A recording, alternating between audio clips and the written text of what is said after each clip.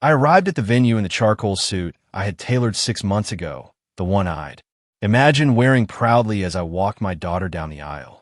The fabric clung perfectly to my shoulders, my tie was silk, and my shoes gleamed like fresh-cut obsidian. I held a small card in my hand, white and embossed with gold trim, a handwritten message. Inside that had taken me 2 nights in an ocean of emotion to write. To Callie it began. No matter how tall you grow, you will always be the child who made my world worth waking up to. I had read it so many times I could have recited it in my sleep. It wasn't just a card. It was years of birthday pancakes, scrapennies, science fair posters, and bedtime stories, all pressed into ink. The hotel looked like something pulled from a dream, massive crystal chandeliers glinting. From inside, floral arrangements taller than most people, and a faint trail of classical music floating through the entrance. It should have been a proud day, the kind where your heart feels like it's about to burst from happiness. But as I approached the door, I noticed something. A young woman, probably no older than 23, wearing a navy uniform with the hotel's logo. Stitched above her breast pocket, stood by a velvet rope. She wore a name tag, Brielle, and her smile strained at the corners like it had been glued on too long. "Good afternoon, sir," she said, stepping slightly to block my path. "May I see your name?" I offered it with confidence, expecting to be ushered in with a right this way. "Mr. Reynolds, maybe even a glass of champagne." Her eyes scanned a tablet screen, then scanned again. Her lips pressed together like a zipper. "I'm sorry, sir, you're not on the guest list." I blinked. "I'm sorry." I offered a soft chuckle, gesturing to the building behind her. "I'm the father of the bride, Marcus Reynolds." There must be a mistake. Her face turned pink at the ears. "I understand, but I've been instructed to allow entrance only to those on the confirmed list. I'm truly sorry." Still, I didn't panic. I assumed some intern had overlooked a line in the spreadsheet, so I stepped aside and dialed Julia. She picked up on the second ring.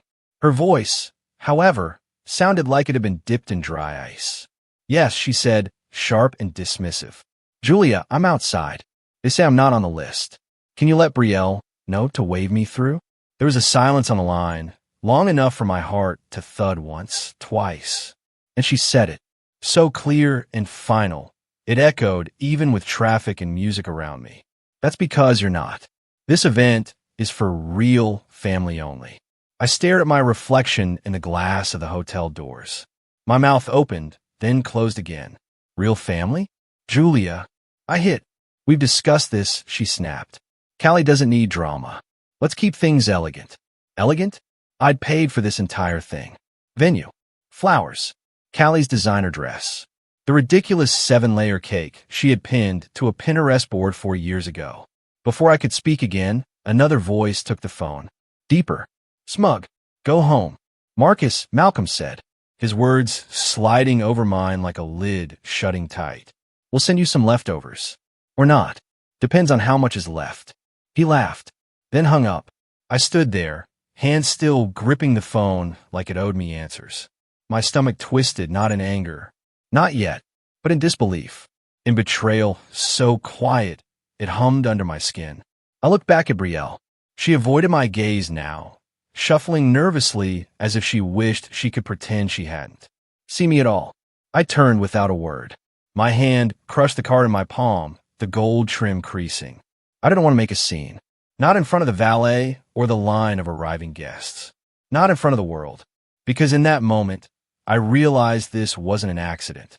This wasn't a glitch or crossed wires or a missed email. This was intentional, deliberate. I wasn't forgotten. I was erased. As I walked toward my car, I heard laughter spill out from behind the doors. A woman's high-pitched giggle. A man shouting congratulations. Music swelling. They were celebrating, using my money under chandeliers I paid for. And I wasn't allowed to exist inside that world. I had built it brick by brick for my daughter, and they had drawn a line through my name like I was a typo in her story. I reached my car and sat inside, the leather seat swallowing me whole. I didn't cry. I couldn't. Not yet. I just sat in silence, watching guests file in, men in tuxedos, women in silk. I imagined Callie smile as she walked down the aisle, her dress flowing like mist her hand in someone else's, not mine. What had Julia told her? That I didn't want to come? That I backed out? That I'd failed? Again? I placed the crush card on the passenger seat and rested both hands on the wheel. Though I didn't start the car. My fingers trembled. My breath was uneven.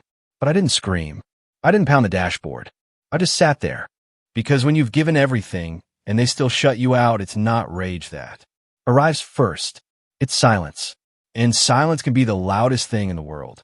The car's air conditioning hummed softly, but the heat that pooled in my chest made it hard to breathe. I watched them arrive, Callie's college friends, old neighbors, distant cousins I barely remembered. Each one waltzing past the velvet rope that had stopped me. No hesitation. No question. Just smiles, air kisses, glittering gowns, and the click of heels on marble. I had paid for those damn floors. Imported stone. Julia had insisted. It reflects light better for photos, she'd said. I remember the invoice. $12,000 for stone I wasn't even allowed to step on. A photographer snapped a few shots of an arriving couple, and the flash lit up the front of the building like fireworks. I flinched. Then I laughed to myself. Not a happy laugh. One of those dry, bitter ones that crawled up from the gut. I adjusted my cuffs, trying to shake the embarrassment from my skin, but it clung like oil. My heart still clung to the absurd idea that this was a misunderstanding. That Callie would call, furious, asking where I was. That she'd run out in her dress, crying, hugging me like a little girl again. But my phone remained silent. I stared at the building, at the towering glass doors I'd once imagined walking through. Holding Callie's hand, hearing her whisper, "Thanks, Dad," before I gave her away. I'd rehearsed that moment in my mind for months. I practiced my toast. I'd even memorized the story of when she lost her first tooth and tried to superglue it back in because she didn't want to look funny in school pictures. That story always made her laugh. Instead, I sat in the car like a stranger to my own life. What had happened to us? I used to be her hero, the man who killed spiders and built pillow forts and stood outside dance recitals with roses in hand. When did I become someone she could cross off a list? The street buzzed around me, oblivious. Limos idled. Laughter echoed. Champagne bottles clinked as waiters made their way past the glass. My daughter was in there, maybe crying, maybe dancing, but I wasn't allowed to know. I wasn't allowed to witness the moment I had funded, not just with money, but with years. With sacrifices Julia never noticed. The missed promotions. The overtime shifts. The mornings I packed Callie's lunch when Julia was too hungover from wine nights. I reached into the glove compartment and pulled out a small velvet box. Inside was the necklace, delicate rose gold with a tiny sapphire in the middle. It had belonged to my grandmother, then my mother. I'd had it polished, repaired, the clasp replaced. It was meant for Callie, not as a wedding gift, but as a reminder of her roots, of where she came from, of me. Now, I wasn't sure if it would mean anything to her at all, but I couldn't leave without leaving it. I needed her to know I showed up. I stepped out of the car and walked toward the lobby, not the ballroom, just the front desk. A young man looked up, startled, probably recognizing me from 100 email threads about payment schedules and room bookings. "Hi, can I help you, sir?" he asked. "Yes," I said, steadying my voice. "Can you make sure this gets to Callie Reynolds? She's the bride. Please tell her it's from her father." "No note. She'll know." He glanced at the box, then at me. "Of course. Thank you," I said, offering a tight smile before turning back toward the exit. Outside again, I paused, watching the revolving door spin with guests who didn't know my name. I imagined Callie opening the box, seeing the necklace, recognizing it instantly from old photos. Would her breath catch? Would she smile? Or would she set it aside like an obligation? Back in the car, I let the engine idle. I didn't know where I was going, only that I needed to go somewhere. Anywhere but here. I looked at the time, for 13 p.m. By now, the ceremony would be starting. Someone else would walk her down the aisle. Probably Malcolm. My picture to smug grin is perfectly parted hair, the way he always dressed like a politician. Even for brunch. He had always wanted to replace me, not just in Julia's life, but in Callie's. And today it seemed he had. I leaned my head against the steering wheel and exhaled. Not out of sadness, out of something deeper, something older. A lifetime of carrying weight that no one noticed, of being reduced, edited, rebranded into a shadow that paid bills and kept quiet. My phone buzzed once. Not a call, just a notification.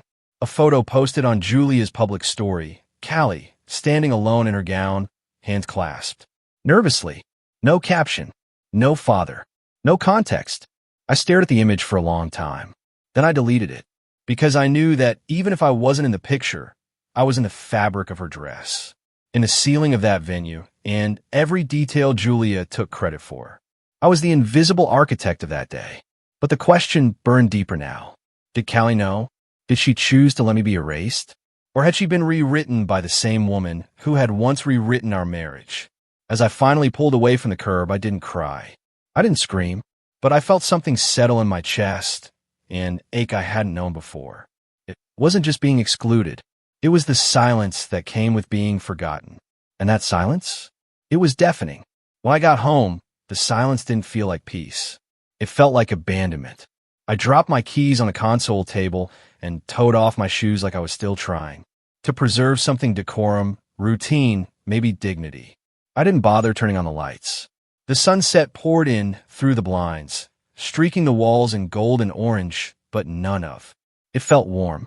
I went straight to the liquor cabinet and pulled out the bottle of Glenfiddich. I'd been saving for Callie's wedding toast. I had planned to pour 2 glasses. One for me, one for her. I clinked them quietly away from the crowd and talk about how far we'd come, how proud I was, how I knew, without question, that no matter who she married, she would always be my greatest accomplishment. Instead, I poured a single glass and drank half of it in one long swallow. Then I walked into the living room, took down the old photo album from the shelf, and sat on the couch like I was lowering myself into grief. The cover was worn, corners frayed from years of handling, but it was still intact, just like I'd always tried to be. I opened it slowly, as if the pages would bite. There she was, Callie at 4, in pigtails and a sparkly tutu, posing after her first dance recital. I remembered that day. Clearly Julia had forgotten to bring her ballet shoes, so I drove 40 minutes round trip just to fetch them, speeding through traffic like it was a medical emergency. I missed the opening number, but when she saw me in the crowd, her face lit up like I was the only person that mattered. I flipped the page. Callie on her first bike, helmet askew, grinning through a gap where her front tooth had fallen out. I taught her how to ride that bike on the sidewalk outside this very house. She had scraped her knee, cried, almost quit, but I told her, you don't have to be fearless. Just don't stop trying. And she hadn't. Not that day. Another page. Her high school graduation. Me in a wrinkled shirt because I'd run back to the car to get her speech when she realized. She left it in the glove box. I missed half the ceremony, but got there just in time to see her take the podium. She cried in the middle of her speech. People thought it was nerves, but I knew. It was because I smiled at her from the second row, with the kind of pride you can't fake. And then her college acceptance letter to Stanford. She had called me first before Julia, even though she was living with her mother by then. Dad, she had said, voice shaking with excitement. We did it. She was married, or maybe still in a white dress waiting for vows, and I wasn't even part of the memory. Not in the ceremony, not in the photos, not in the story they were telling. I drained the rest of the whiskey and stared at the album in my lap. It hit me then. This wasn't about being forgotten in the moment. This had been happening slowly for years. Since the divorce. Since Julia started rewriting our past, painting me as the distant parent, the one who just paid bills and mailed birthday cards. But it wasn't true. I was the one who showed up. Even after Julia left me, with 2 weeks' notice and moved states with her daughter. I drove 10 hours once to see Callie for her science fair. I sat through therapy sessions Julia refused to attend. I helped Callie pick her college major. I paid her tuition without hesitation, even when it meant cashing out my retirement savings.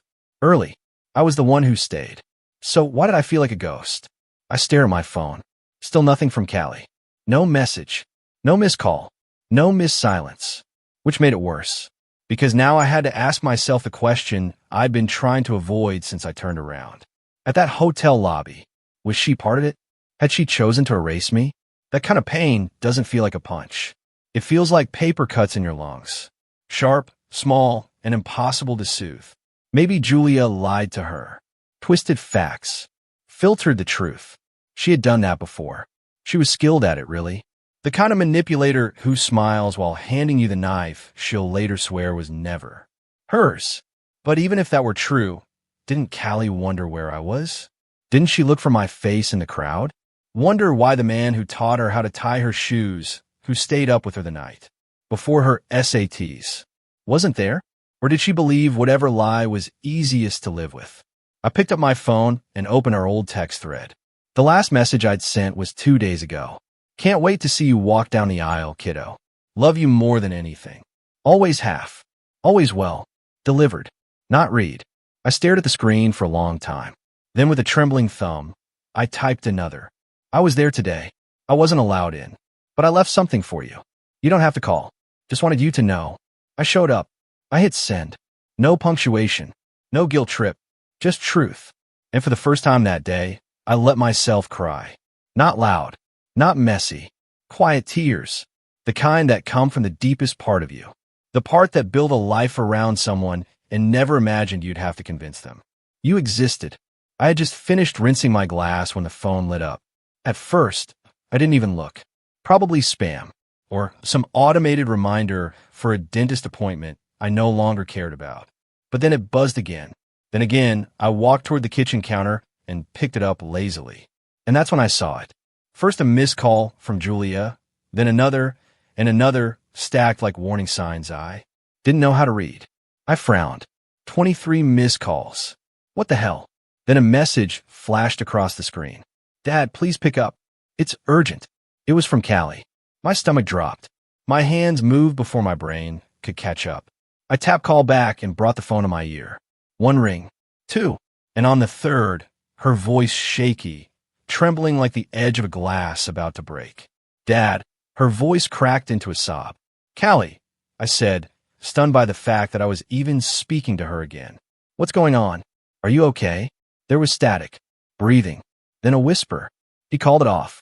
I sat down slowly on the edge of the couch. Wait, what? Who called what off? Durant, she said, as if the name alone would bring clarity. He left. He found out everything. I didn't say anything. I didn't even know what everything meant. She continued in a voice that sounded like she was unraveling. He saw the guest list, Dad. He saw your name wasn't there. A silence fell between us, so dense it felt like it was pressing against my chest. I couldn't tell if my heart was racing or stopping. What do you mean he saw it? I asked finally. What exactly did he see? Callie was crying now. I could hear the way her breath caught between words, like she couldn't decide whether to scream or collapse. One of his cousins works at the hotel, she said, Tobias. He's in guest services or something.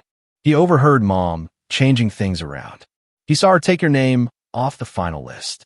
It wasn't even subtle. She crossed it out, like a mistake. I stood up, walking across the room with my hand on the back of my neck. My mind spun with everything I'd held back all day. The rejection, the shame, the weight of being told I didn't matter.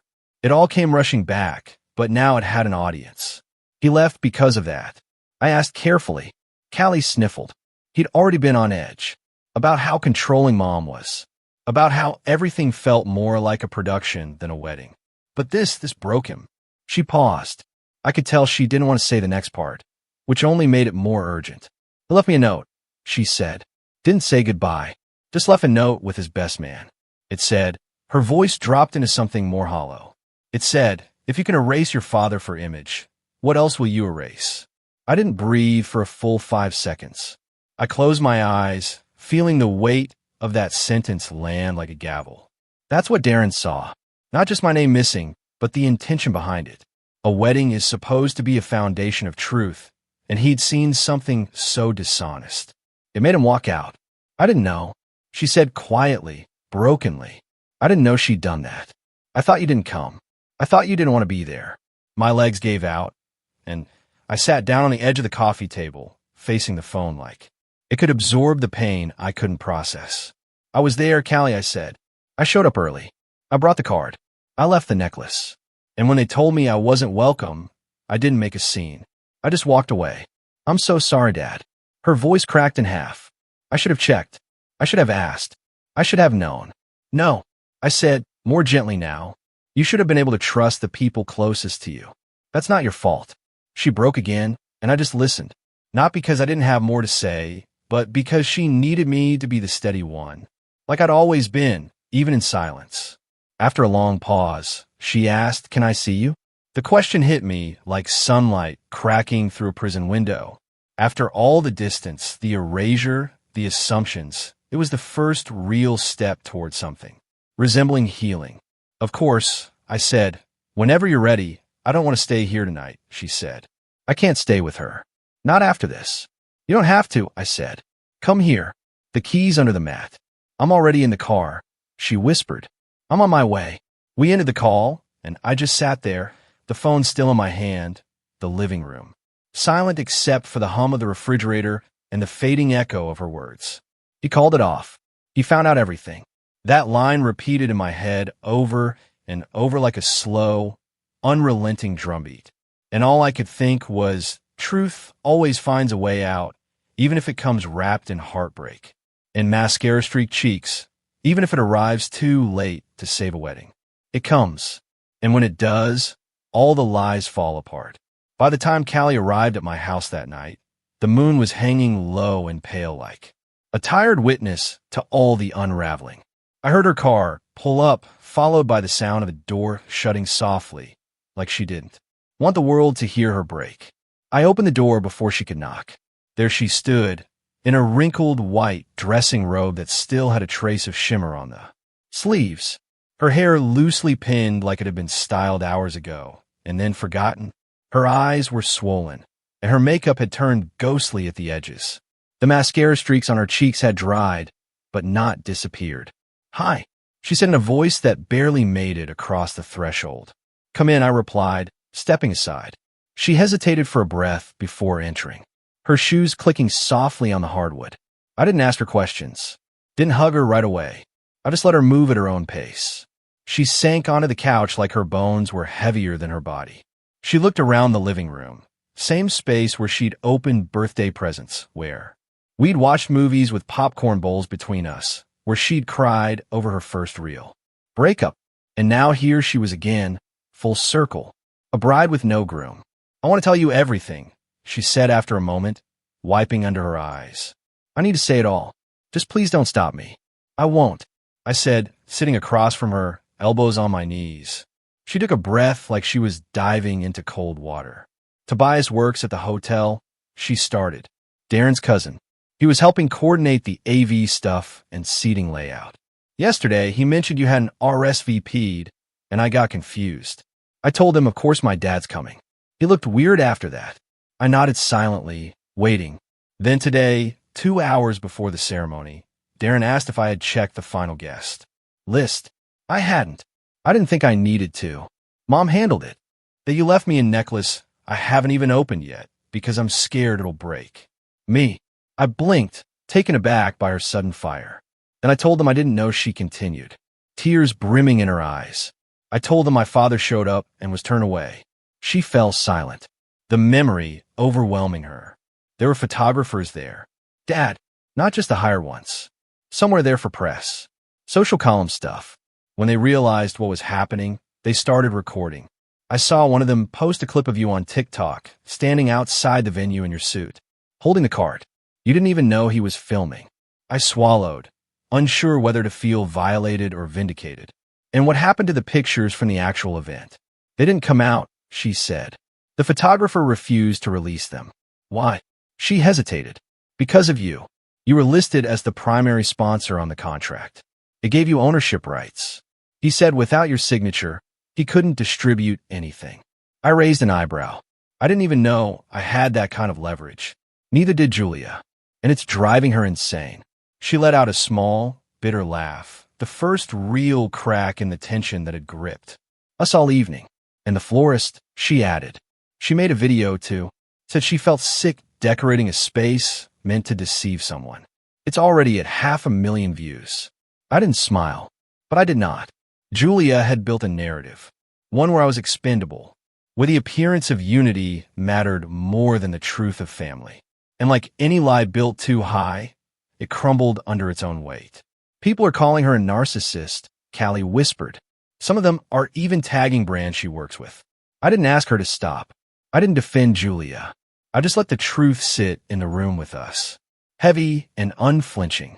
She tried to make you disappear, Dad, she said quietly. But she made herself unforgettable for all the wrong reasons. It was the irony of the whole disaster. In trying to scrub me from the record, Julia had turned the spotlight on herself. And when the lights came up, all anyone could see were the cracks. I don't care about the photos or the viral posts. I finally said, I care about you, and whether you can rebuild after this. Callie looked up at me. Her expression wasn't one of a child anymore. It was a woman scarred but awake. I want to try, she said. I want to figure out who I am without her controlling everything. I want to earn my way back to the truth. I nodded slowly. It won't be easy. I know, she replied. But at least now I see it. The quiet between us wasn't awkward anymore. It was necessary, cleansing. She stood up and walked to the door, then paused. I left the necklace in the car, she said. I brought it with me, but I couldn't bring myself to open the box yet. You don't have to rush, I said. When you're ready, she nodded. I want to wear it one day. Not today, but when I'm someone who deserves it. She stepped outside into the cool night air, and I followed her to the door. Thanks for opening the door, she said. I never closed it, I replied. And she smiled. It wasn't wide. It wasn't polished. But it was real. And after everything, after being erased, shamed, silenced, that was enough. For now. The next evening, I heard the knock before I even turned the porch light on. There was no mistaking it. It wasn't frantic or forced, just soft, almost apologetic.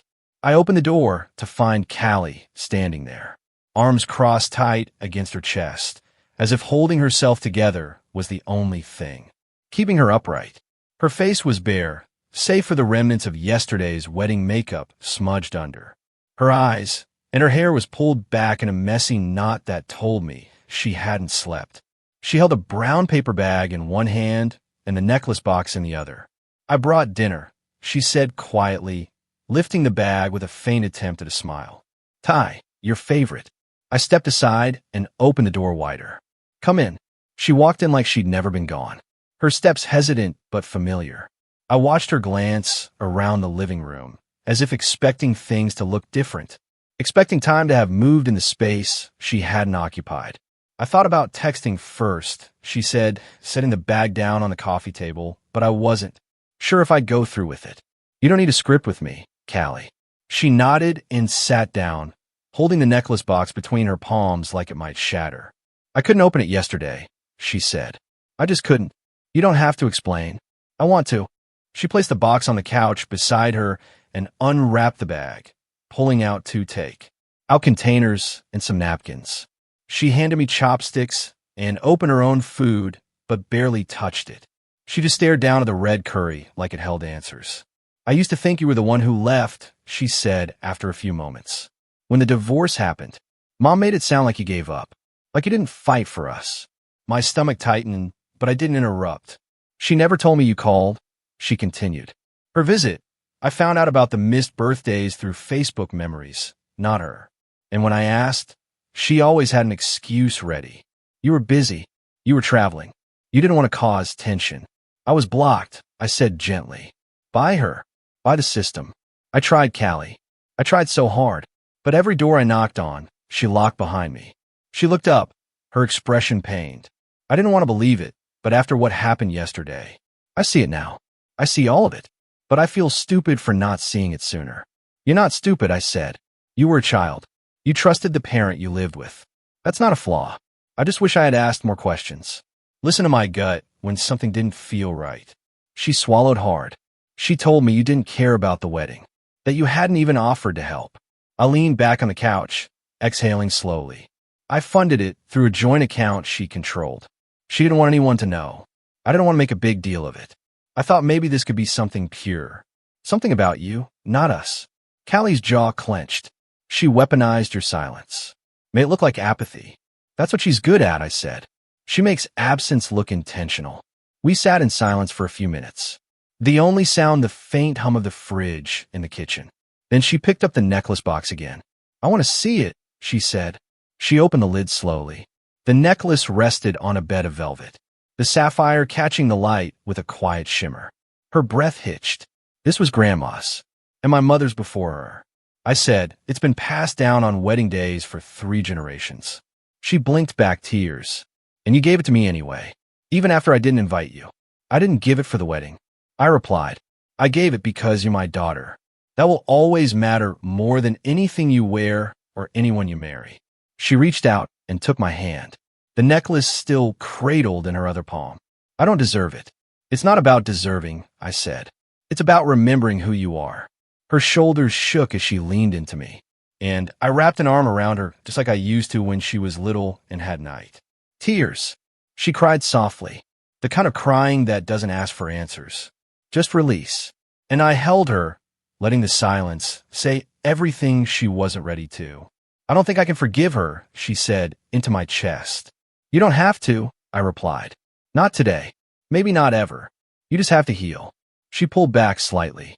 I was red. "Can I stay here tonight?" "Of course," I said. "Your room's still made up." She smiled faintly. "I thought you might have turned it into a gym." I chuckled.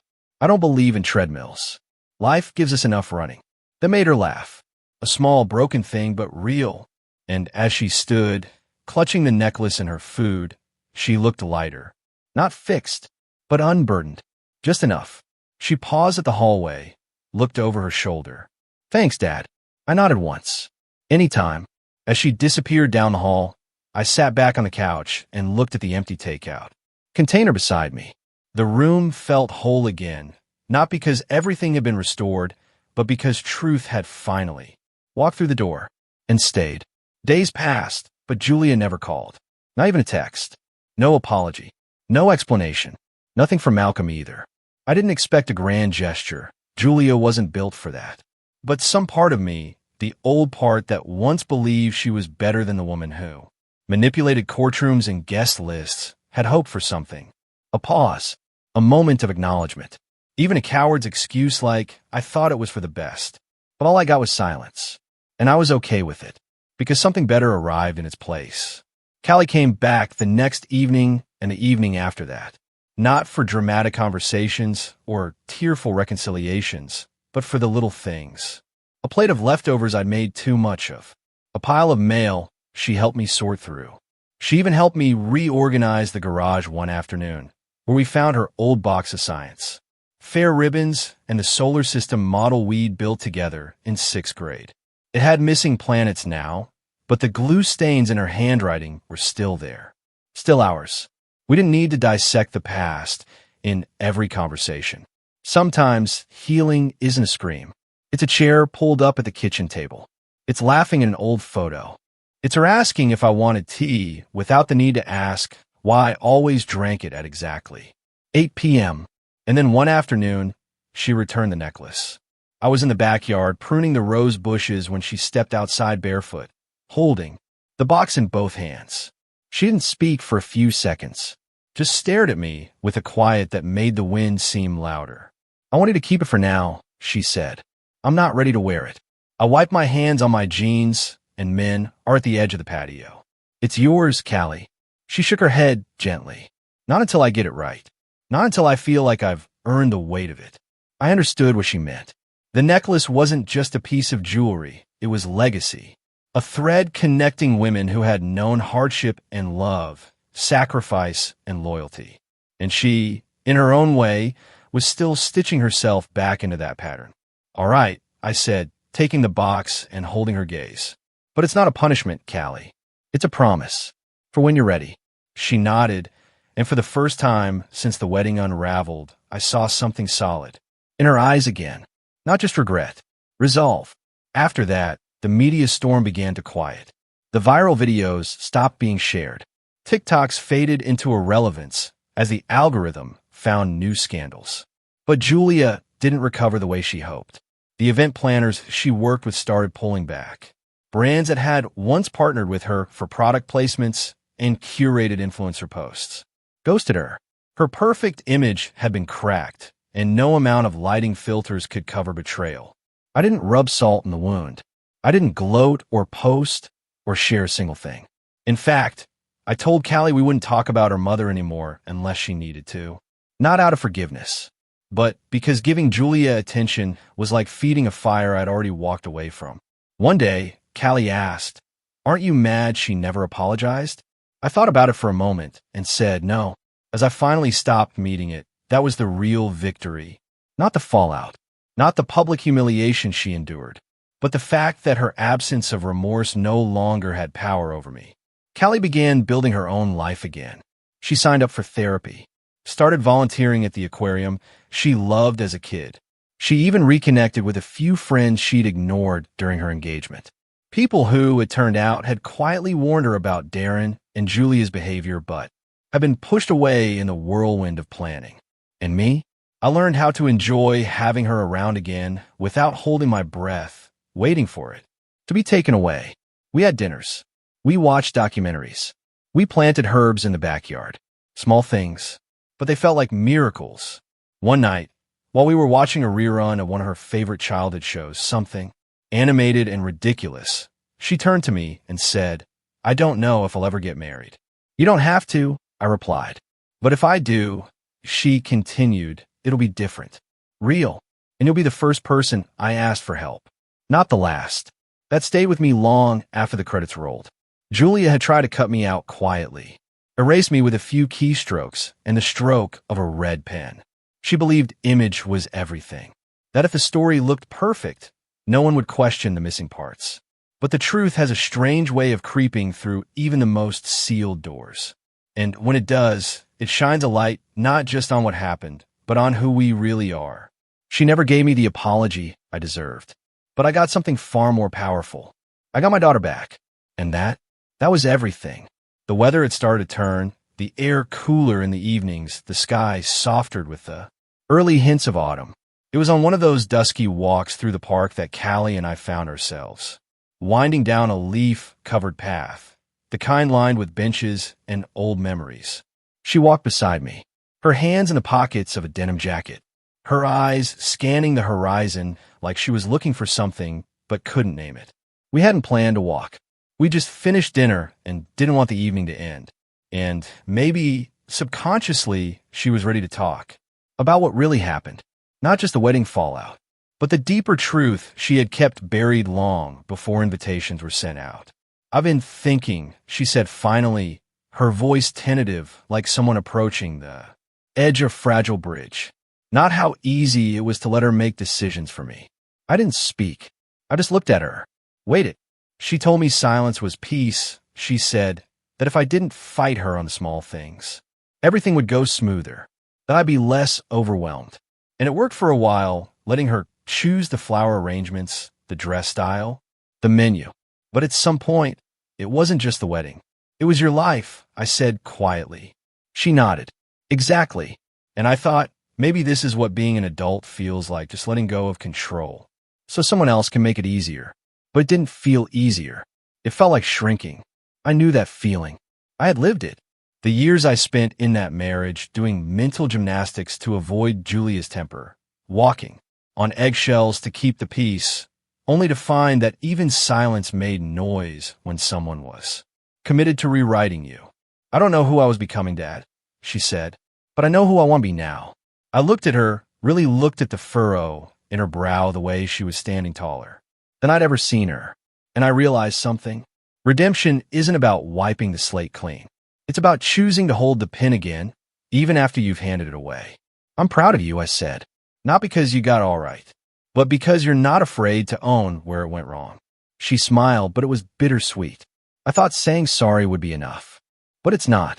I need to build something different, better. And if it takes time, it will, I said, but you're already doing it. We reached the edge of the trail, where a small overlook gave way to the city skyline in the distance. Lights blinked softly across the horizon. Below us, a couple sat on a bench, fingers interlocked, quietly watching the world unfold. "I think Darren saw it before I did," she said.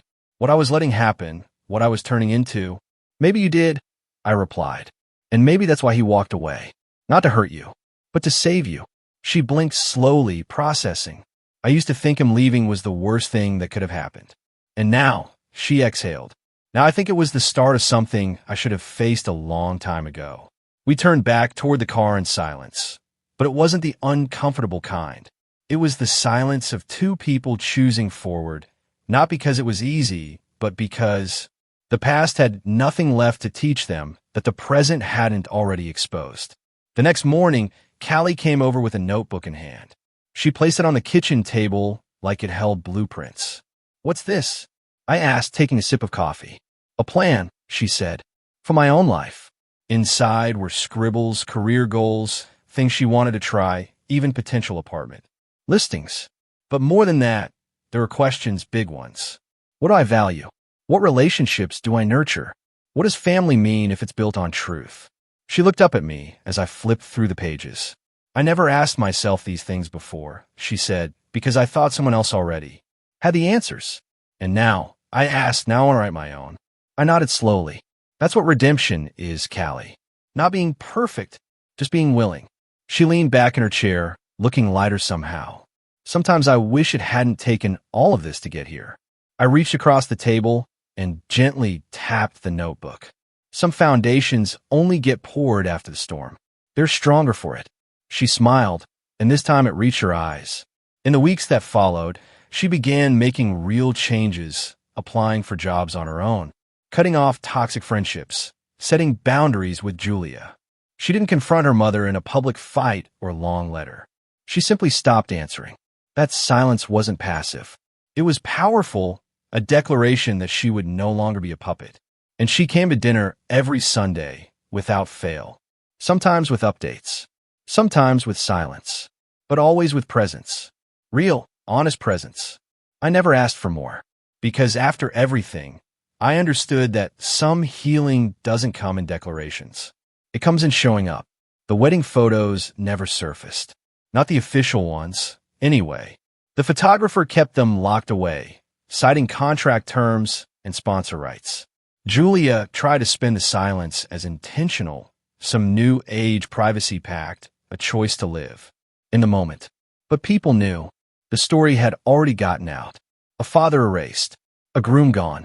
A truth too loud to smother with filters and captions. In the end, the color scheme, the floral arch, the 7-tiered cake, none of it mattered. The only thing anyone remembered was the absence. And not just mine. Darren's too. I think that's what stayed with people. Not the scandal, not the digital backlash, but the aching emptiness of a celebration that never truly happened. The ballroom had been beautiful. Yes, but it had no heart because the man who was supposed to say "I do" saw something that made him say "I won't," because the man who was supposed to walk his daughter down the aisle never got the chance to take a step. But it didn't end there. Not for me and not for Callie. I used to think I was just the support beam, the one who held everything up while others danced in the spotlight, the provider, the bank account, the afterthought in the stories Julia retold at dinner parties. But that wasn't the truth. The truth was I was never just a guest in Callie's life. I was the foundation. I was there when she took her first steps, when she bruised her knee and wouldn't let anyone else put on the Band-Aid. I was there when she couldn't sleep without the sound of my voice reading bedtime stories. I was there for her first heartbreak, her first win, her first failure. I built the framework of love that she returned to when everything else came crashing down. And she saw that now. Not because I demanded it, but because she came looking for it on her own. That night, 3 weeks after the wedding imploded, Callie came into the kitchen while I was chopping vegetables. She sat at the table, quiet but content, thumbing through a notepad with a pen behind her ear. "You know what's funny?" she said. I glanced over. I used to picture my wedding like something from a magazine. Lights, music, perfect everything. Seems a lot of people do. She smiled. But when I imagine it now, I don't see the venue or the dress. I see the people. Or rather, the person. Just one. I set the knife down. "Who?" "You." It landed like a warm gust of wind. Not dramatic. Not overwhelming. Just deeply, deeply right. "You're the one I'd want waiting at the end of the aisle," she said. Voice softer now. "Not because you gave me away, but because you've never let go." I walked over, sat down across from her, and met her eyes. You never had to earn my place in your life. I've always been in it. She nodded, swallowing. I just forgot how deep your roots ran. Or maybe you was told to forget. You remembered when it mattered, I said. That's what counts. She opened her notepad, revealing a page filled with crossed-out names, rearranged columns. New lists. I'm rewriting things. Not just goals, but how I define success. Love. Family. I reached for a mug of coffee and took a sip, still watching her. What's the new definition? One who shows up, she said. Not just for the big moments, but for the invisible ones too. I smiled. Sounds familiar. She grinned. Yeah, thought you'd approve. Over the next few months, life didn't explode with cinematic turnarounds. No surprise proposals. No reconciliations with Julia. Just slow, intentional growth. Callie moved into a new apartment. Started working part-time at a marine center, feeding rescued sea turtles and helping with educational tours. She found joy again, not from achievements or applause, but from presence. And she never missed Sunday dinners.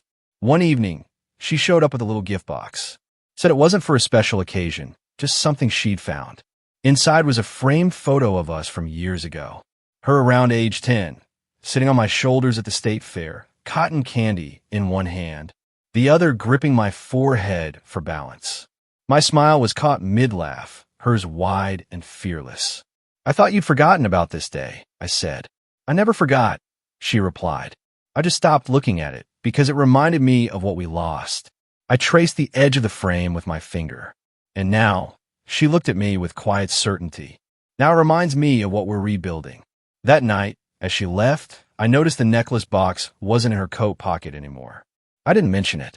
I didn't have to because I knew. She had taken it home. She had chosen to carry it again. She had chosen me again. And in doing so, she didn't just rewrite a wedding story. She rewrote our bond. Not as the man who stood at the edge of her wedding, denied entry, but as the man who stood at the center of her truth, unshakable. Because I was never the guest. I was the foundation, and I always will be. Thank you for taking the time to read this story. If you enjoyed it, subscribe, like, and share in the comments. Remember, history is a witness to the past, a light of truth, a living memory, a teacher of life, a messenger of antiquity, and see you soon.